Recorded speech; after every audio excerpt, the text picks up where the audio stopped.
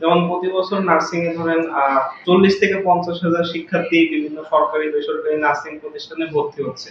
সেই প্রেক্ষিতে কিন্তু প্রতি বছরই প্রায় 40 থেকে 50 হাজার নার্স প্রতি বছরই কিন্তু পাশ করে যাচ্ছে লাইসেন্সিং পরীক্ষা দিয়ে বা নিবন্ধন নিচ্ছে। সেই ক্ষেত্রে দেখা যাচ্ছে যে সরকারি ক্ষেত্রে একটা সরকারি সার্কুলার হতে জবের একটা সরকারি সার্কুলার হতে মিনিমাম প্রক্রিয়া শেষ করতে 2 থেকে 3 বছর লেগে যাচ্ছে।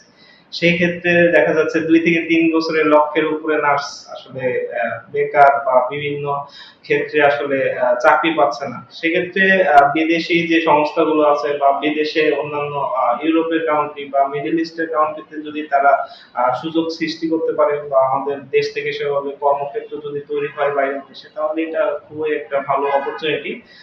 এবং আমরা প্রশংসার সাথে বলতে পারি যে বাংলাদেশ সরকার এবং মিডল ইস্টের বা ইউরোপের বিভিন্ন কান্ট্রিতে আমাদের নার্সরা বর্তমানে কয়েক বছর আগ থেকেই অনেক সুযোগ সুবিধা বা অনেক কর্মক্ষেত্র তৈরি করে দিচ্ছে পরীক্ষার মাধ্যমে বা বিভিন্ন অপরচুনিটির মাধ্যমে।